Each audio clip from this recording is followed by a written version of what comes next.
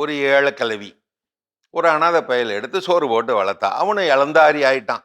ஒரு நாள் கூப்பிட்டு சொல்லிவிட்டா கிழவி, "டேய் பேராண்டி, நான் கிழவி ஆயிட்டேன்.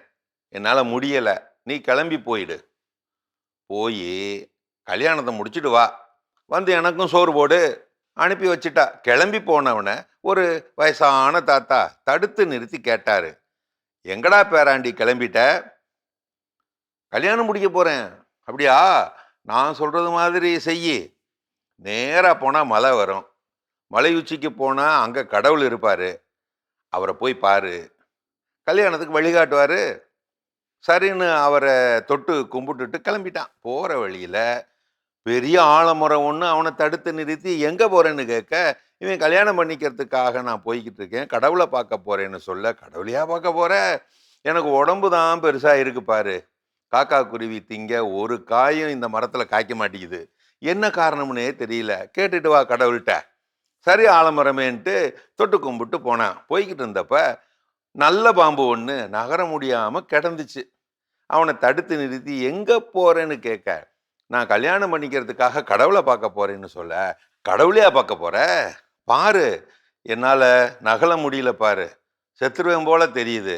என்ன காரணம்னு கடவுள்கிட்ட கேட்டு வா." சரி பாம்பேன்னுட்டு தொட்டு கும்பிட்டு போனான். போய்கிட்டு இருந்தப்ப ஒரு பாலத்து பக்கமா நின்றுகிட்டு இருந்த அந்த நாட்டு அரசன் அவனை தடுத்து நிறுத்தி, "எங்க போறேன்னு?" கேட்க, இவன் கல்யாணம் பண்ணிக்க போறதுக்காக கடவுளை பார்க்க போறேன்னு சொல்ல, "கடவுளையா பார்க்க போற? பாரு, நான் இந்த பாலத்தை 5, 6 தடவை கட்டிட்டேன். அது இடிஞ்சு இடிஞ்சு விழுந்துருது. என்ன காரணம்னே தெரியல. கடவுள்கிட்ட கேட்டு வா." அவன் சரின்ட்டு போனான். மலை உச்சிக்கு போனான். கடவுளையும் பார்த்துட்டான். அவரும் கேட்டாரு, "நீ எங்க கிளம்பி இங்க வந்திருக்கிற?" "உங்களை பார்க்கத்தான் கடவுளே." அப்படின்ட்டு வழியில் நடந்த எல்லா விவரத்தையும் சொன்னான். அதுக்கு கடவுளு, "அந்த ஆலமரத்துக்கு அடியில தங்க மூட்டை ஒண்ணு கிடக்கு. அதை எடுத்துட்டா அது கனிகள்லாம் கொடுக்கும், பறவைகளும் சாப்பிடும். அப்புறம் அந்த பாம்போட தொண்டையில வைரக்கல்லு ஒண்ணு கிடக்கு. அதை துப்பி விட்டுட்டா நல்லா நகரும்." அந்த அரசனோட பாலம் தான் பாவம், இடிஞ்சு இடிஞ்சு விழுதில்ல. அதுக்கு அவனோட பொண்ணு தான் காரணம், இளவரசி தான் காரணம். வயசு பிள்ளைய இன்னும் கல்யாணம் கட்டி வைக்காம பத்திரமா அரண்மனையிலே வச்சிருக்கான். அவ அப்பைக்கப்ப விடுற பெரும் மூச்சு காத்து தான் அனலா கிளம்பி வந்து அந்த பாலத்தை இடிச்சு இடிச்சு விட்டுருது. மகளை கட்டி கொடுத்துட்டா பாலம் கட்டிடலாம், சரியாயிரும். இதையெல்லாம் கேட்டுவிட்டு, "நன்றி கடவுளே" அப்படின்ட்டு கிளம்பிட்டான்.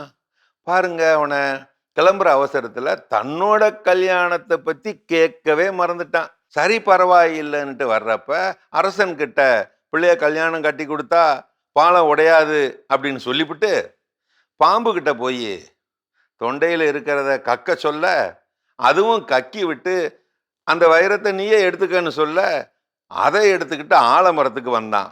ஆலமரத்துக்கு அடியில தங்க மூட்டை புதையல வெளியே எடுத்து போட்டுட்டு, "இனிமே உனக்கு நல்லா காய் காய்க்கும்னு" சொல்ல, "நன்றி நன்றி, இந்த தங்க மூட்டையை நீயே வச்சுக்கோ" அப்படின்னு கொடுத்துருச்சு ஆலமரம். தங்க மூட்டையையும் வைரத்தையும் வச்சுக்கிட்டு, "நான் என்ன பண்றது?" அப்படின்னு நினைச்சுக்கிட்டு அதை கொண்டு போய், "இதை வித்து நல்லது பண்ணுங்க நாட்டுக்கு" அப்படின்னு அரசர்கிட்ட கொடுக்க, அரசர் அதை வாங்கி பார்த்துட்டு, "நாட்டுக்கு 4 நல்லது பண்ணணும்னு நினைக்கிற நீதான் என் பிள்ளைக்கு ஏத்தவன் அப்படின்னு அரசிய நீயே கட்டிக்கன்னு சொல்லி கட்டி வச்சிட்டாரு. கோலாகலமா கல்யாணம் முடிஞ்சு போச்சு.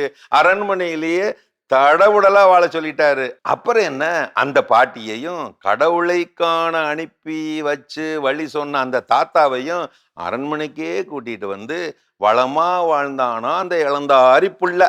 நானும் கல்யாணத்துக்கு போயிருந்தேன். வேட்டி சட்டையெல்லாம் கொடுத்தாங்க. நீங்க தான் மிஸ் பண்ணிட்டீங்க. சுயநலமில்லா பயணம் சூரிய நமஸ்காரத்தையே காட்டும். நல் வாழ்க்கை பாதையிலே நல்லதே செய்துவிட்டு போ, நல்லதே விளையும். உன் வளர்ச்சிக்கு தடையாய் இருப்பது புதையலே ஆனாலும் விட்டு விடுக, விட்டு விலகி வாழ்ந்து விடுக. கடவுளை தேடுவோர் கண்டடைவார், காணவும் வைப்பார்.